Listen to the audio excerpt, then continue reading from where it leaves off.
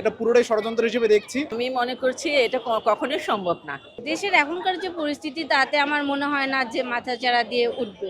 একটা ফ্যাসিস্ট দল যে দলের আর কি যে এতগুলো হত্যাকাণ্ডের পরে 18 দিনের কর্মসূচি ঘোষণা দেয়, আসলে আমার কাছে হাস্যকর একটা কর্মসূচি মনে হয়েছে। আমি মনে করছি এটা কখনোই সম্ভব না। কারণ যেভাবে জনতার মানে একটা আদালতে মানে আওয়ামী লীগ সরকারকে হটানো হয়েছে। আমার মনে হয় না যে এখন জনগণ যতটা অ্যাক্টিভ আছে বা জনগণ যতটা সচেতন, সেই হিসাবে আওয়ামী লীগ আবার ব্যাক করবে, এটা আসলে কল্পনাতীত।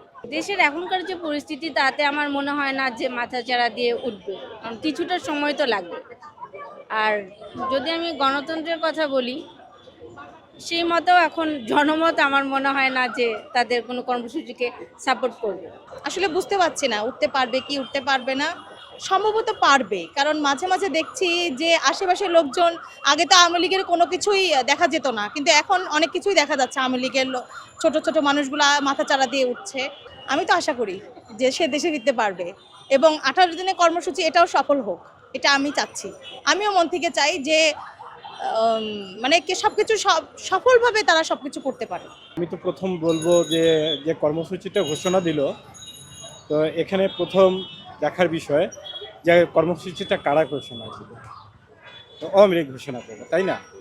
আওয়ামী লীগ ঘোষণা করলো কিসের উপর ভিত্তিতে, কোন সততার ভিত্তিতে ঘোষণা করতে পারে, কিন্তু যে ঘোষণা করছে তাকেই প্রশ্ন করবেন যে কোন সততার ভিত্তিতে আওয়ামী লীগ আবার 18 দিনের কর্মসূচি দিতে পারে, তাদের সততাটা কোথায়? একটা ফ্যাসিস্ট দল যে দলের আর কি যে এতগুলো হত্যাকাণ্ডের পরে তারা যখন আর কি যে এরকম একটি 18 দিনের কর্মসূচি ঘোষণা দেয়, আসলে আমার কাছে হাস্যকর একটা কর্মসূচি মনে হয়েছে। আর বর্তমানে বাংলাদেশের এই পরিস্থিতি, আমার মনে হয় না যে দেশের 10 ভাগ মানুষ আওয়ামী লীগের এই হত্যাযজ্ঞের পর আওয়ামী লীগকে সমর্থন দিচ্ছে।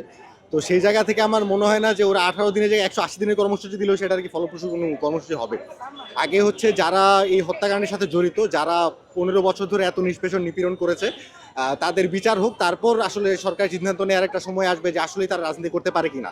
যতদিন পর্যন্ত এই বিচার না হচ্ছে, হলে হলে যে অনিয়ম হয়েছে, এতদিন ধরে ছাত্ররা নিষ্পেষিত হয়েছে, সাধারণ জনগণ নিষ্পেষিত হয়েছে, এগুলোর বিচারের আগে আমার মনে হয় না আওয়ামী লীগের কোনো কর্মসূচিতে আসলে মানুষের সমর্থন রয়েছে। সুতরাং এগুলো হাস্যকর কর্মকাণ্ড ছাড়া কিছু আমার কাছে মনে হচ্ছে না। আওয়ামী লীগ একটি পলাতক ফ্যাসিস্ট এবং গণহত্যাকারী দল। তাদের সব নেতারা পালিয়ে গেছে, পালিয়ে গিয়ে তারা দেশকে অস্থিতিশীল করার জন্য এক ধরনের চক্রান্ত এবং ষড়যন্ত্রে লিপ্ত হয়েছে। আপনারা জানেন তাদের দলীয় এবং সাংগঠনিক স্ট্রাকচার একদমই ভেঙে গেছে।